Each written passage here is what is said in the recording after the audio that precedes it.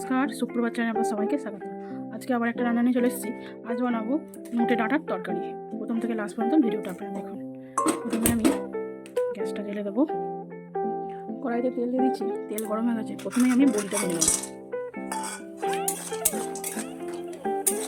বড়িটা আমার ভাজা হয়ে গেছে, বড়িটা আমি এবার তুলে নেব। এরপরেই আমি এক এক করে সবজিগুলো ভেজে নেব। প্রথমে আমি আলুটা দিয়ে দেবো। আলুটা কিছুক্ষণ ভাজা হয়ে গেলে তারপরে আমি কুমড়োটা দিয়ে দেবো। আলুটা অল্প ভাজা হয়ে গেছে, এবার কুমড়োগুলো দিয়ে দেবো।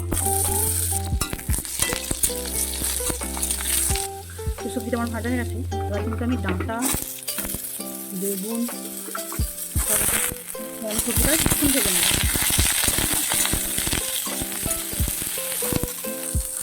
সবজিটা আমার ভাজা হয়ে গেছে, এবার সবজিটা আমি তুলে নেব। কড়াইতে তেল দিয়ে দিচ্ছি। আমি কিন্তু মশলাটা কষে করবো। অনেক সময় না, কেউ কেউ আবার মানে চটকা মেরে করে, কারণ আমিও করি, চটকা মেরে করলেও ভালো হয়। প্রথমে ওই মশলার সাথে জিরে আদা দিয়ে নেড়ে নিয়ে চাপা দিয়ে দিলে লাস্টকালে একটু চটকা মেরে নিলে সেটাও ভালো হয়, আবার এটাও ভালো হয়, খারাপ হয় না। প্রথমে আমি ফোড়নে দেবো তেজপাতা, লঙ্কা, একটু পাঁচ ফোড়ন।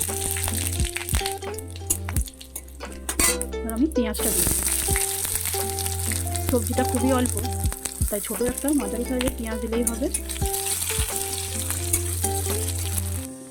পেঁয়াজটা আমার ভাজা ভাজা হয়ে গেছে, এবার জিরে বাটা দিই।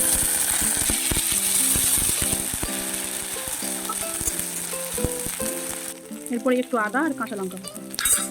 আমি সবসময় কাঁচা লঙ্কা দিয়ে তরকারি করি, আপনারা হয়তো দেখেছেন। গুঁড়ো লঙ্কাটা খুব একটা ইউজ করি না, একটু কাঁচা লঙ্কা বেটে দিয়ে 1 চামচ হলুদ, সামান্য একটু জল দিয়ে দেবো।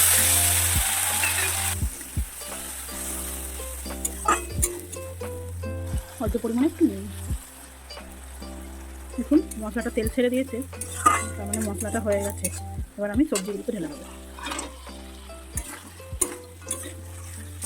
মশলাটা আমার ভাজা হয়ে গেছে, আমি সামান্য একটুখানি সরষে বাটা দেবো।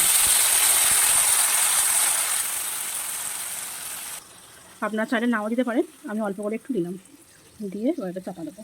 আলু কুমড়ো সবই সিদ্ধ প্রায় হয়ে গেছে। ডাঁটা আর বড়ি সিদ্ধ করার জন্য অল্প সামান্য একটু জল দিয়ে একটু চাপা দেবো। যে বড় ঢাকনাটা কিনেছি আমি, এটা ছোটো কড়াই, এই কড়াইতে পড়ে না, ডিশটা চাপা দিয়ে দেবো। হয়ে গেছে সব সিদ্ধ। সবজিটা কিন্তু এরকম শুকনো শুকনোই হবে। তো এবার আমি অল্প করে চিনি দিয়ে দেবো।